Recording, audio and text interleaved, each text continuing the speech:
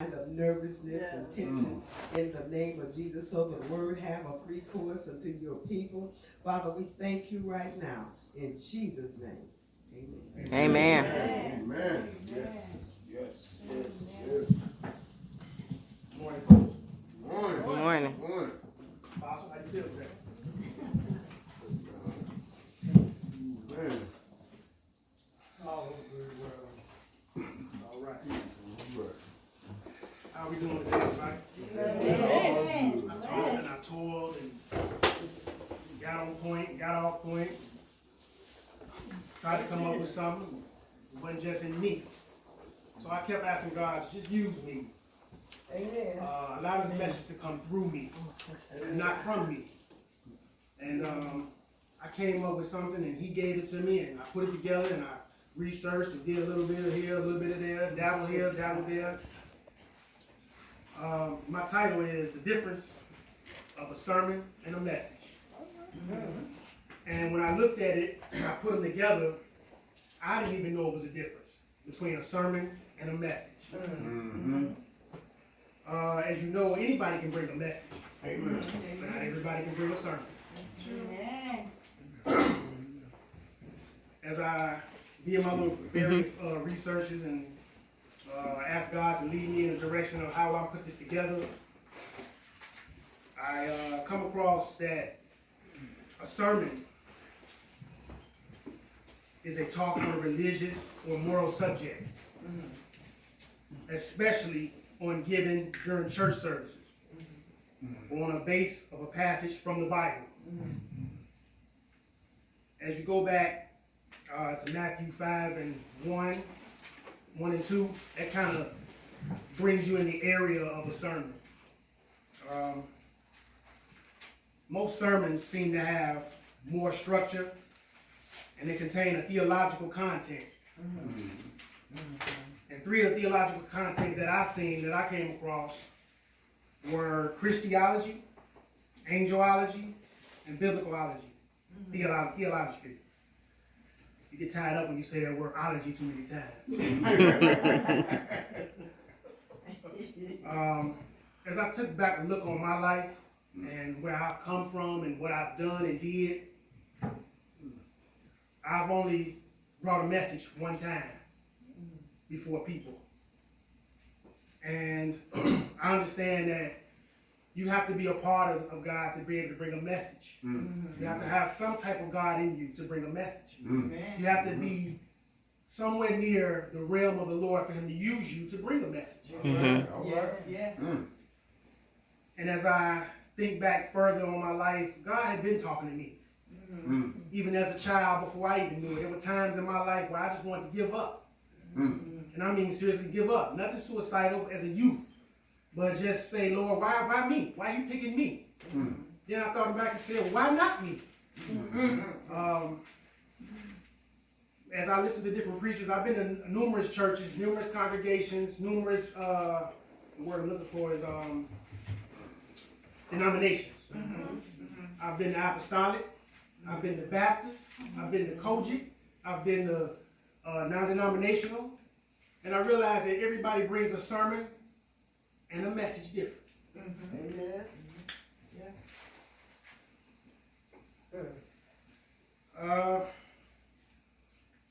There's a time limit on bringing a sermon and a message. Yes. There's normally between 20 to 28 minutes when you bring in a message or a sermon to get folks' attention. Most people stay under 30. Me, myself, and I, we're standing up here now, we're going to try to hold you guys to that, somewhere in that ballpark. But whatever God say, first of all, I have to decide to use it. You know, I know John the Baptist brought a message as he was preparing to wash the feet of Jesus. His message was, there's one that comes greater than me. And that was his message. A lot of people didn't understand what he was saying. A lot of people didn't understand what he meant. Who I took liking to the most was Moses. He had numerous messages. The Ten Commandments was a message. As he had those two pillars of stone, each one of those commandments was a message. As you read on the message side, it says, a message is communication, a statement, a convoy from one person or group or another. Generally, that's the key word here, generally transmitted verbally or in a written, or it can be written down. It can also be sent from a person's looks, how they look, their appearance, or a person's gesture. This is how you determine whether the message that they're bringing. You don't always have to say nothing, but that is one of the key things that you can translate off of being a message. How a person treats you, what they do to you, what they do for you, how they do it around you.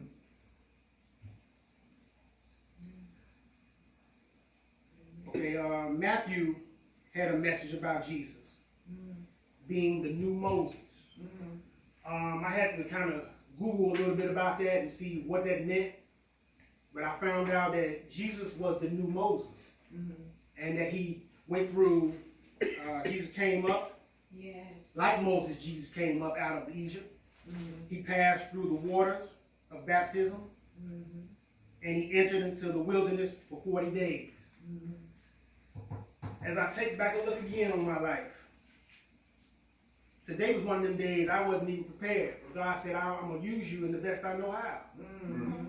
My message to you all today is that if you don't let God use you, he'll lose you. And he's not going to get rid of you on his own. You'll be lost in the wilderness. You'll be lost out there and don't have no whereabouts. As I look at a lot of these youth that come in and out of jail and they get locked up and they have no train of thought. Ain't nothing like an old fool. You know, when there's an old fool, he knows better. He knew better. But as you're a young teenager, you're learning. You have a tendency to constantly step out there and try the waters and try to figure your way around. As you're young, you're entitled to make mistakes. As you're young. But as an old fool, you don't have no business making mistakes like that. I see some of the guys that come in and out of jail and they do things that you just know god darn well they ain't have no business doing. So I try to bring a message to them to see where their heads are. And not everybody you have to walk up on and tell them about the goodness of God, because it ain't for everybody at that time. There's a time when you bring a message. And like I said, that time in bringing a message is 20 to 28 minutes long. Sometimes you don't need to take that long.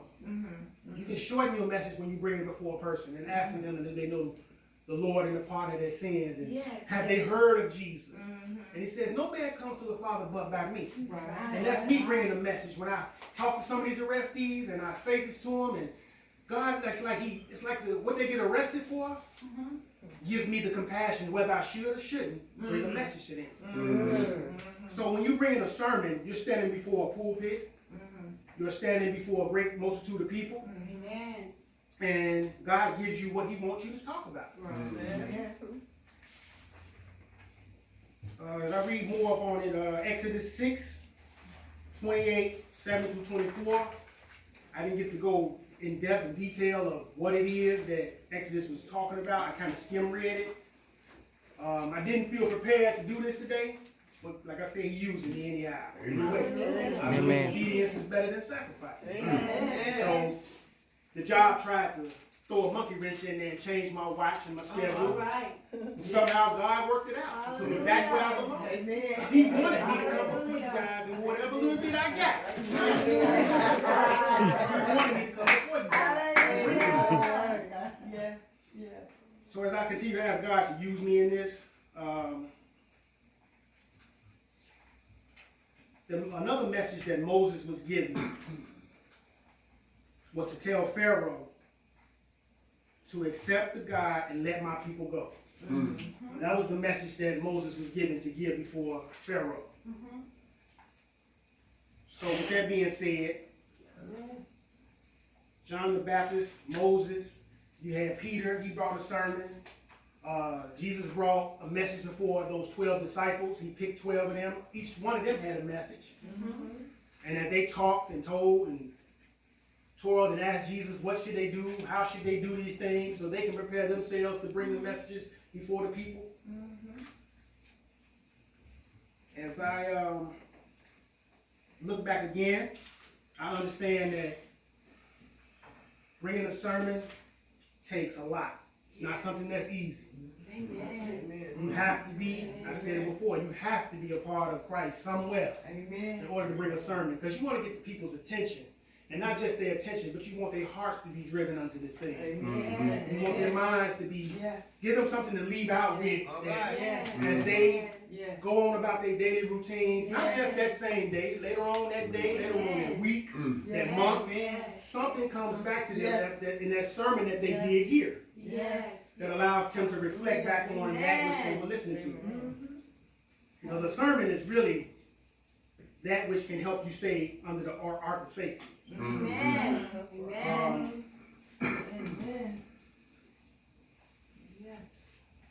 Okay, as Jesus gathered his multitude of 12 disciples, when Jesus gave them a message and a sermon, I'm understanding this thing slowly but surely. This takes a lot to bring this before God. You know, now I had 2 weeks to get this together. Which, man, if you don't do this on a regular, it ain't easy.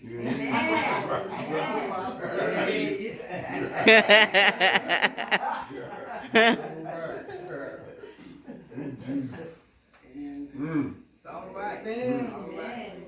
Okay, another form of a message is God's word that is communicated by or to or between Christians.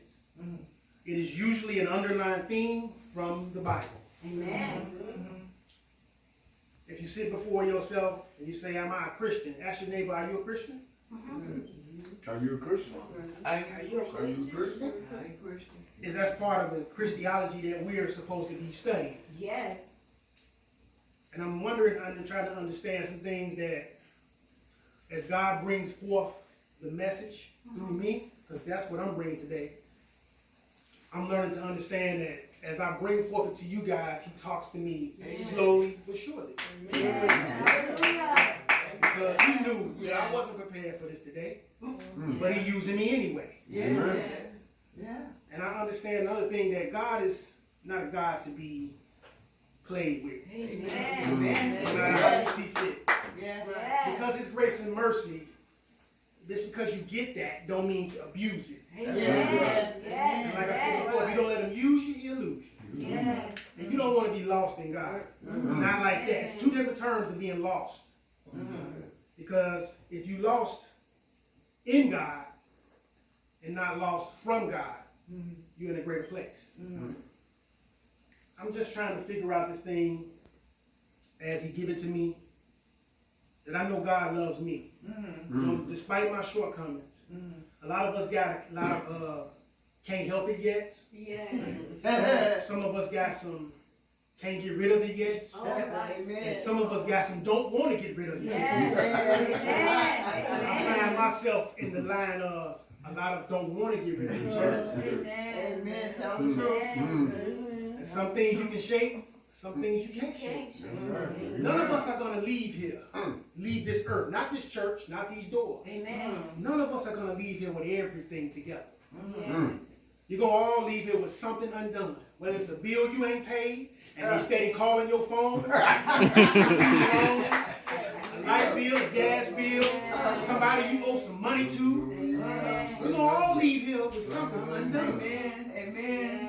So as you sit and you pray before God and you ask him to use you, don't lose you. God is a God that will take you there, and he'll bring you back. Hallelujah. Because I was under my stepfather's ministry for a while, and then I left and came here. And then when I left here, I joined Apostle Matthew Stevenson. And from that point on, I tried to understand this thing called church. And I'm still trying to learn and understand it. Every day is a struggle. Every day you wake up is a blessing. If you're able to get out your bed, place your feet on the floor, and you feel your feet touch that floor. Some people can place their feet on the floor and don't feel that floor. You hearing all the national news of all these shootings and kids dying, the robbing and the shooting and the expressway shooting, random people targeting things. One thing I heard Apostle say, you ain't got to mess with nobody for somebody to mess with you. That's right. You ain't got to be bothered in trouble for trouble to find you. Yes. Yes. Amen. And so when you read your word, you asking God to give you a message to be able to tell somebody else about the goodness of God. He says, no man comes to the Father but by me. That was a message from Jesus alone. Amen. How you claiming to get into heaven and be a part of Christ and just be covered in the ark of safety if you ain't even accepted his son? Amen. He said, if you deny me before men, Yes. I'll deny you before my Father. Amen. Who wants to hear that word? No. Depart from me, I know ye not. You work of iniquity. I heard that yesterday as I was doing my work and reading my message, and I heard that and it made me, it brought chills in my spine. Amen. And I said, man, just them words alone will have you puzzled. You live to be, I know some people that live to be 112, 100 years old, and it's going to be a shame if they didn't accept Christ. You live to be 100 plus years, and you didn't accept Christ? Amen. Wow. That's all on you. Ain't nobody got no pity for you. Yes. Yes. Yes. Because God says that, his word says that he'll make his word as plain, and then even a fool, I'm paraphrasing, shall err. So everybody gonna be got a whiff of what his word said. You're gonna be got some type of dosage. You're gonna be got some type of wherewithal. You done went through something. You done experienced it. Yes. Because I remember back when I first accepted Christ, I remember it was lightning and thunder, and I seen Jesus on the cross. And he didn't say nothing, but I was at Bishop Davis Church, 35th in Indiana, Pentecostal. That's where I remember actually receiving Christ. And once you're saved, you're saved. You just may not be delivered from some things. Amen. And as I remember seeing that vision of him on the cross, and it was lightning and thundering, I remember my brother said, there you go again. This is the oldest brother who's about to come home from penitentiary. He said, did you really feel something? He was taking it for a joke then. But I thank God right now today. I don't care how people view me. I don't care what people got to say about me. Because people going to talk about you regardless. Amen. Whether you're doing good or you're doing bad. Whether you got a lot of money or your pockets are broke. People, we just like that. We going to find a way to talk about somebody. Yes. And Amen. you don't, sometimes you don't mean no harm. But that's just how it goes in that time frame. And as I think back, he's on his way home from prison, 25 years in the joint. That's what they call it. Yes. My little brother went. I tried speaking to him. I tried to get him to come and go to church with me. Yes. He said, yeah, I'll go. That Sunday came. When I called his phone, he told me, don't worry about me, bro. I ain't going. So it hurts me. Sometimes it hurts. Yeah. That when you go out and you give a message to somebody, and the message don't have to be nothing from him all the time. God will give it to you instantly like oatmeal. Right. Yes. He'll give it to you to bring right before a person. Yes. And it's up to them to accept it. Amen. It's not up to you. Once you do your part, That's true. the rest is on them. That's true. So as I asked him, did he want to come? He said, don't worry about me, bro. And I just shook my head. Because there's too much going on out here. He had got robbed a couple months ago.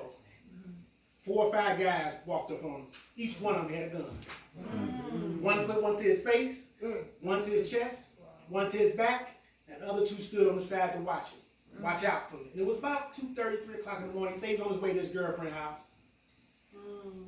Why you walking that late going to some girl's house? She should have came and got you if that's the case. She was. But God had him. God gave him a message at that time. Yes, They pulled his pants down to his ankles to make sure, took his wallet, his keys, his phone, his money. He had a few lottery tickets, he said. They took everything. And in that message, I just tried to tell him, I said, man, see, I told my older brother too why he calls me every day off. And it seems like he's got this debit card thing where they let you call on the phone now. It's better than writing a letter. Because you talk to him right then. Right. That's true. And as he proclaimed to talk to me on the phone, I told him, I said, man, you get ready to come out the joint, man. It ain't the same when you went in. They're not boxing no more. No. They shoot. Yeah. They don't knuckle up like they used to. So God will give you all types of forms of messages to bring before anybody and his people. That's true. It don't always have to be spiritual. He'll bring you a message to get somebody's attention. Yes. He'll give you a message to get somebody to understand what he's trying to get them to see. And I told him, I said, they're not boxing no more. They shooting nowadays. Amen. And I told him, you have to understand that when you come out, man, it's not the same as it used to be. He asked me, he said, man, you can surf the web while you on the phone talking to me? This lets me know I have to realize that he's been gone 25 years, and it puzzles me that the message that I try to talk to him and tell him about, he don't understand. He's not lost in that. He doesn't understand. I have to learn to understand that he don't understand.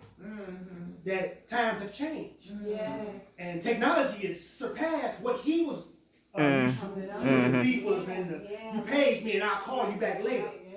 See, God can page you, he can beep you. But now you can call him back right away. Hallelujah. And so I just want to say to you guys that I thank God for him holding on to me all these years. And I ain't had everything together. Sometimes I mess up on purpose just to make sure he's still there.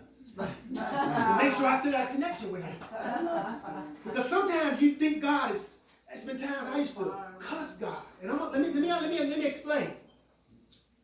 I cuss God with authority to make sure that I get an answer from him.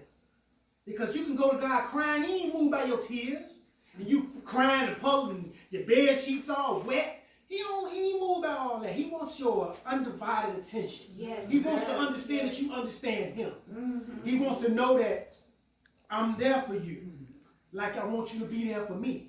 God, we need God, but God needs us too. You understand? We always talk about what we want from him. Amen. What we want him to give us. Yes. We so quick to say God will bless you. He'll provide for you. He'll heal you. He'll take care of you. God will tell you what to. You have to understand it.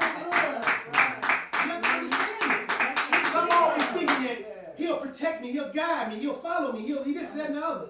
Remember, God will tell you what. He'll whoop you some kind of way that you ain't never got whooped before. And you know, as I think back and I'm driving and I go places, I got a high profile vehicle.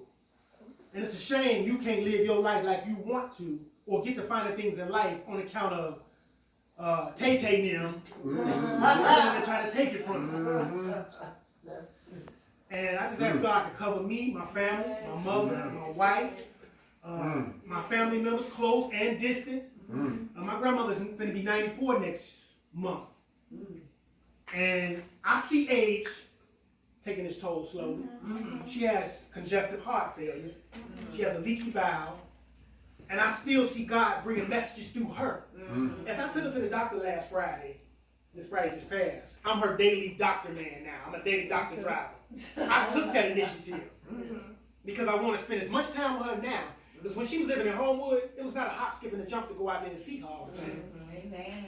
Now that she lives hop, skip, and a jump away now, I go over there 3 times, maybe 4 times a week. Sometimes to wash, sometimes to just say hi, sit with her for a few minutes.